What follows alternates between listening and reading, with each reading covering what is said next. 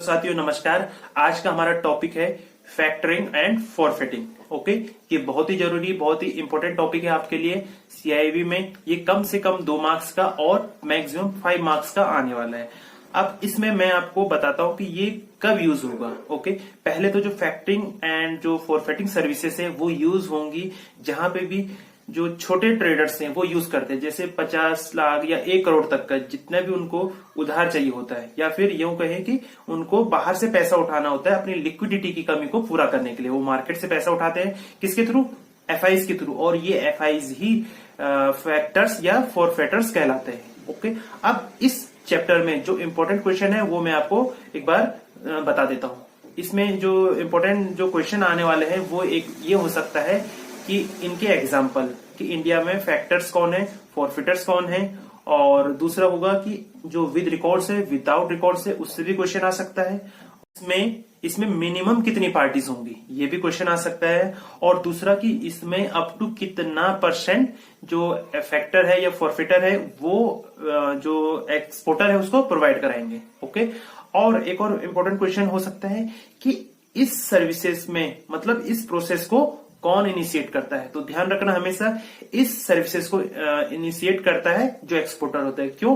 क्योंकि उसी को पैसे की रिक्वायरमेंट होती है। वो एक ऑर्डर पे ऑलरेडी काम कर रहा होता है और उसको और ऑर्डर आ जाते हैं, तो उस पर क्या होती है? लिक्विडिटी की कमी हो जाती है, और इसलिए उसको लिक्विडिटी बढ़ाने के लिए वो क्या है, एफआईज के पास जाता है बिल ऑफ एक्सचेंज को लेकर, और उसकी जो नीड है वो एफआईज के द्वारा फैक्टरिंग या फिर फॉरफिटिंग के द्वारा फुलफिल होती है। और एक और इम्पोर्टेंट क्वेश्चन है कि जो फॉरफिटर होता है उसका एग्जाम्पल इंडिया में, और ये बहुत ही इंपॉर्टेंट क्वेश्चन है। इंडिया में केवल एक ही जो बैंक है वो इसको प्रोवाइड कराता है, वो है एक्सिम बैंक। ओके, तो आप ये बात ध्यान रखना। Thank you. अब देखते हैं इस टॉपिक में क्या है। देखिए, जब भी कोई एक्सपोर्टर किसी इंपोर्टर को कोई सामान एक्सपोर्ट करता है, ओके, तो 2 ही केस यहाँ पे हो सकते हैं। या तो उसके पास इतना पैसा हो कि वो खुद ही उस सामान की मैन्युफैक्चरिंग करे, प्रोडक्शन करे, और उस गुड्स या सर्विसेज को इंपोर्टर को डिलीवर करे। ओके, तो इस केस में क्या होता है कि एक्सपोर्टर ने इंपोर्टर को गुड्स एंड सर्विसेज डिलीवर करी और इंपोर्टर उसको वापस पैसा दे देगा उसको, उसके बदले में जितना भी होगा। ओके, अगर वो डोमेस्टिक में है तो रुपीज में होगा, अगर इंटरनेशनल लेवल पे हो रहा है ये तो डॉलर में होगा। ओके, तो इस रूप में उसको उसका अपना पैसा जो है वापस मिल जाएगा। ओके, और दूसरे केस में अगर एक्सपोर्टर के पास इतना पैसा नहीं है कि वो खुद ही उस गुड्स या सर्विसेज का प्रोडक्शन करे और उसको डिलीवर करे, तो वो क्या करेगा? वो कुछ उधार लेगा या कहेगा कि वो कुछ टाइम बाद उसका प्रोडक्शन करके उसको डिलीवर करेगा। ओके, तो इट मीन्स कि वो पैसा कहीं से उठाएगा, मार्केट से उठाएगा या कुछ करेगा।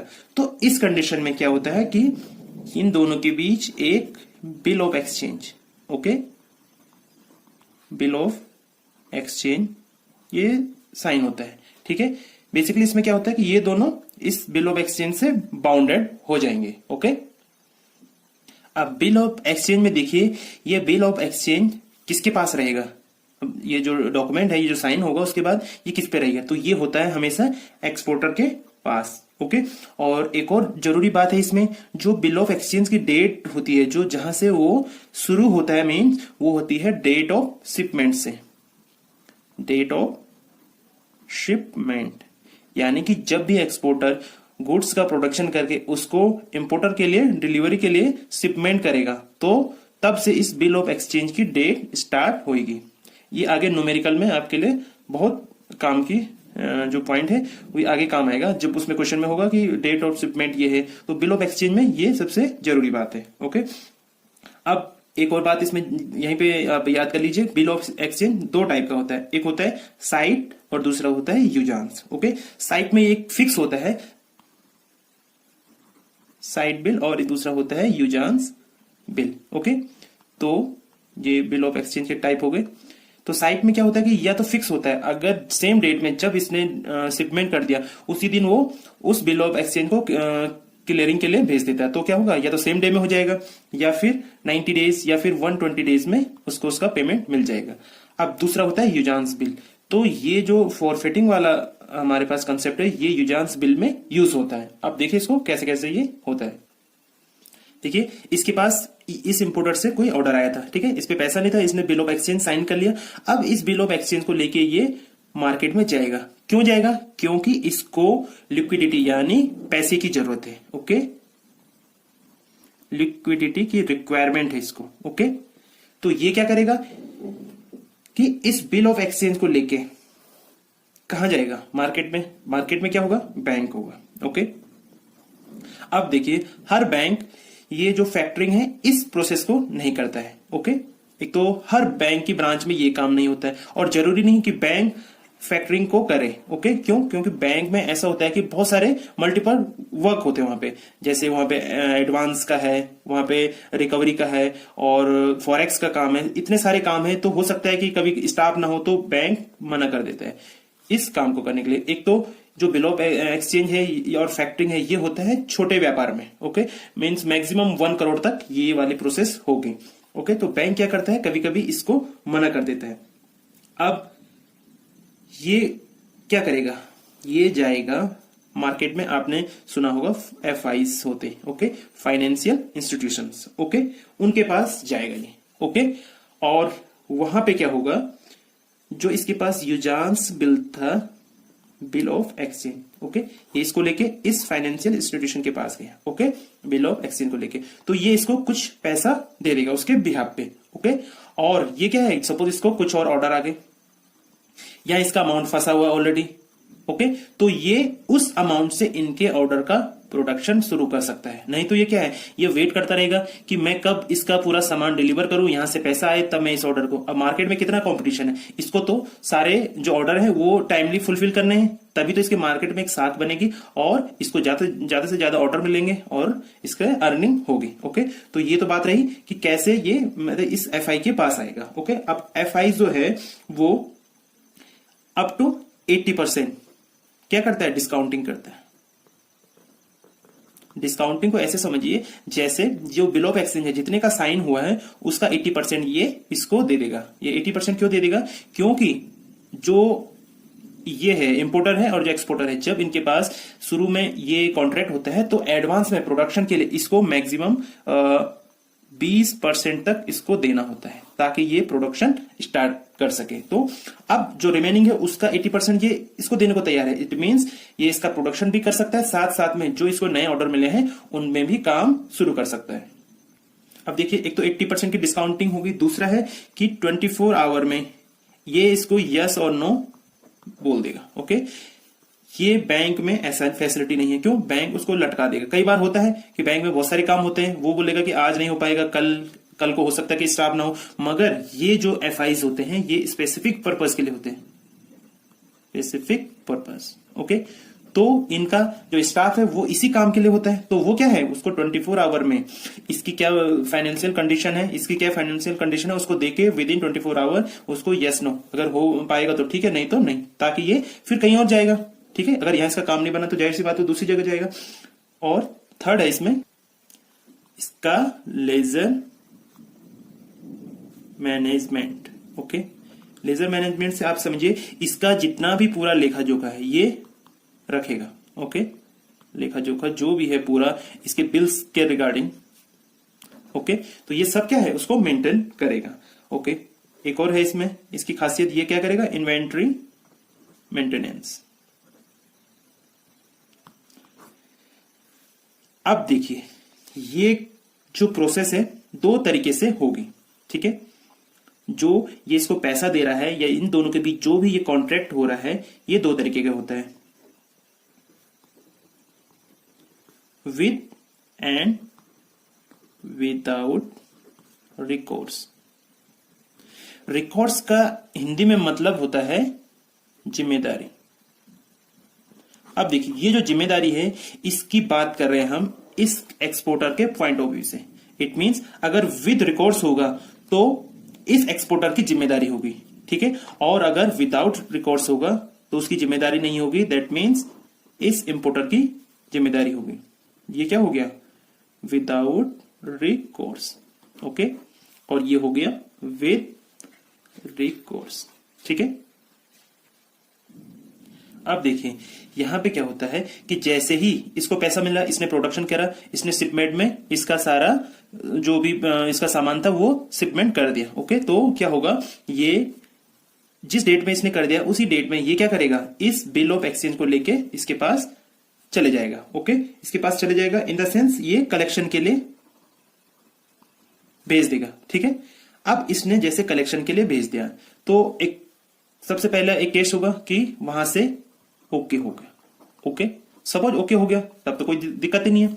अगर इन केस ये क्या होता है, डिसऑनर हो जाता है, ये बिल ऑफ एक्सचेंज डिसऑनर हो जाता है, तब ये विद रिकॉर्ड्स और विदाउट रिकॉर्ड्स का यहां पे रोल प्ले होता है। अगर विद रिकॉर्ड्स होगा तो जो एफआई है वो किस पे जाएगा, एक्सपोर्टर पे जाएगा। ठीक है, अगर विदाउट रिकॉर्ड्स है तो एफआई जो है इंपोर्टर पे जाएगा। ये विद रिकॉर्ड्स है, ये विदाउट रिकॉर्ड्स है। ये देखिए ये बहुत बार एक नंबर के क्वेश्चन में पूछा जाता है। ठीक है, अब यहां पे देखिए, आप यहां से समझिए कि विदाउट रिकॉर्ड्स में एक्सपोर्टर की कोई जिम्मेदारी नहीं है। ठीक है, और विद रिकॉर्ड्स में एक्सपोर्टर की जिम्मेदारी है। ठीक है, तो देखिए अब आपको एफआई के पॉइंट ऑफ व्यू से सोचना है कि इसमें महंगा क्या होगा।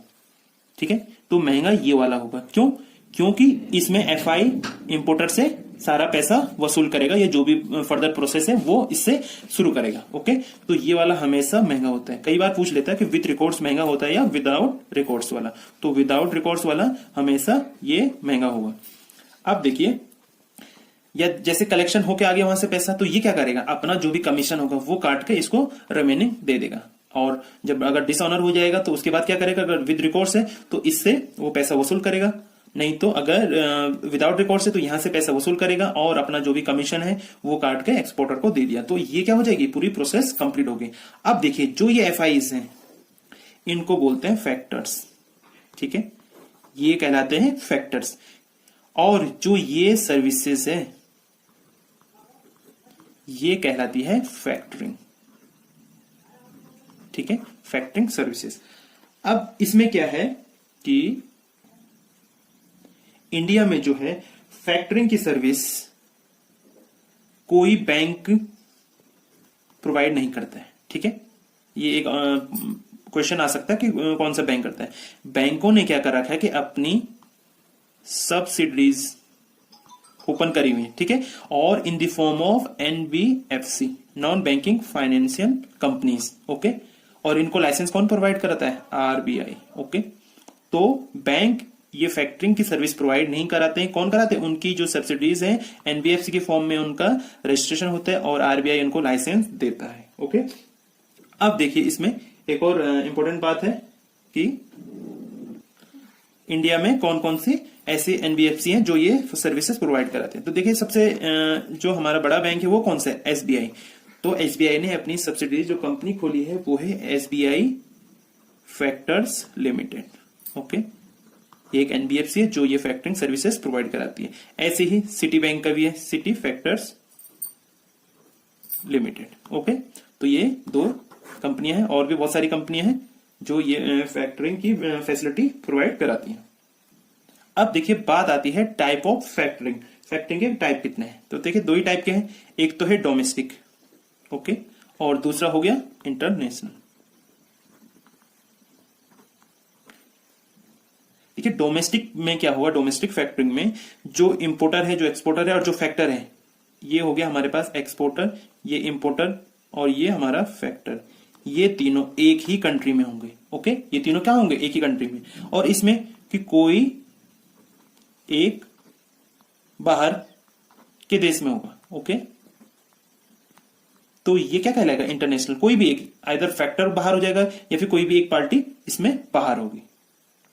देखिए अब है फॉरफेटिंग। फॉरफेटिंग में क्या होता है कि एक्सपोर्टर होता है, इंपोर्टर होता है, सेम प्रोसेस, इसको पैसे की रिक्वायरमेंट है। अब ये क्या है कि इस एक एलसी में बाउंडेड होते हैं। एलसी ये दूसरी क्लास में मैं आपको बताऊंगा, मगर इसमें ये समझिए कि एक्सपोर्टर का अपना एक बैंक होता है, इंपोर्टर का अपना बैंक होता है, जिसके थ्रू वो इस एलसी में एक कॉन्ट्रैक्ट को साइन करते हैं। अब देखिए इसको है पैसों की जरूरत। ठीक है, ये बैंक इसके बिहाफ पे काम करता है, ये जो इसका इंपोर्टर का बैंक है वो इंपोर्टर के बिहाफ पे काम करता है। अब इसको यहाँ गुड्स एंड सर्विसेज की सप्लाई करनी थी, ठीक है, इसको पैसे की जरूरत है, इस पे और बहुत सारे ऑर्डर आ गए। ओके, तो इसको क्या है, लिक्विडिटी की क्या है, रिक्वायरमेंट हो गई। अब ये क्या करेगा, ये किसी एफआई पे जाएगा, ठीक है, तो इस केस में उस एफआई को क्या बोलते हैं, फॉरफिटर। ओके, अब इसमें क्या हो गया, ये 4 तो इसमें पार्टी ऑलरेडी थी, ये 5th आ गया। ओके, तो एक क्वेश्चन ये भी आता है कि इसमें मिनिमम कितने पार्टीज होती हैं। ओके, तो 5 इसमें मिनिमम पार्टीज होती हैं। Okay, at least 5। ओके, और जो फैक्टर था, ये फैक्टरिंग प्रोसेस थी, उसमें 3 मिनिमम होनी चाहिए। ठीक है, ये बहुत इंपॉर्टेंट क्वेश्चन है, ये 0.5 मार्क्स में बहुत बार पूछा गया। इसमें मिनिमम कितनी होती है फैक्टर में, तो वो हो गया 3, और फॉरफिटिंग में मिनिमम 5 होती है। ओके, अब इसमें देखिए, इसमें जो डिस्काउंटिंग होती है अप टू 100%। ओके, बाकी सब इसमें फैक्टरिंग के जैसे सेम है, बट कुछ कुछ जो है डिफरेंस है, वो मैं आपको बता दे रहा हूं। दूसरा ये क्या होता है, always without recourse. Without recourse का मतलब इसमें एक्सपोर्टर की कोई जवाबदेही नहीं होगी, सारी जिम्मेदारी क्या होगी, इस इंपोर्टर से होगी। यानी कि अगर जो ये बिल ऑफ एक्सचेंज है, ये अगर डिसऑनर होता है, तो वो जो एफआई है वो कहां से उसको दोबारा से अपने पास वापस अपना अमाउंट वसूल करेगा, किससे, इंपोर्टर से। ओके, अब इसमें एक और चीज है, ये हमेशा जो हमारे पास बिल ऑफ एक्सचेंज है, ये होता है गारंटी होती है इसमें, या सिक्योरिटी होती है किसकी, एलसी की। ओके, ठीक है, ये पॉइंट था कि ऑलवेज बैक्ड बाय एलसी और गारंटी, क्योंकि जब ये एलसी का फॉर्मेशन होता है, तभी इसमें जो फॉरफिटर है उसकी क्या होती है, इसमें एंट्री होती है। अब देखिए यहाँ पे एक स्लाइड सा डिफरेंस है दोनों में, फॉरफिटिंग और फैक्टरिंग में। देखिए उसमें अप टू कितना था, 80% था, ठीक है, अब यहाँ पे क्या है, 100% है। अब आप ये समझिए कि यहाँ तो 80% मिल रहा है, यहाँ पे 100%, ऐसा क्यों, क्योंकि यहाँ पे सिक्योरिटी नहीं है, यहाँ पे क्या है, ऑलवेज बैक्ड बाय एलसी या फिर कोई गारंटी होगी। ओके, और ये क्या है, विदाउट रिकॉर्ड्स भी है, ठीक है, और ये क्यों, इस वजह से ये क्या है, ज्यादा सिक्योर है। किसके पॉइंट ऑफ व्यू से, जो एफआई है, जो फॉरफिटर है, उसके पॉइंट ऑफ व्यू से ये क्या है, ज्यादा सिक्योर है, इसीलिए वो 100% तक डिस्काउंटिंग करने के लिए तैयार है। और यहाँ पे लेस सिक्योर्ड है, क्योंकि यहाँ पे क्या है, विद रिकॉर्ड्स भी हो सकता है, इसलिए ये अप टू 80% तक ही डिस्काउंटिंग कर रहा है बिल ऑफ एक्सचेंज का। ओके, तो आई होप आपको ये टॉपिक समझ में आ गया होगा, फैक्टरिंग एंड फॉरफिटिंग। आपके जो भी क्वेरी होंगी आप कमेंट जरूर करिएगा, और मैं नेक्स्ट वीडियोस में आपकी सारी क्वेरीज को सॉल्व करने की कोशिश करूंगा। Thank you.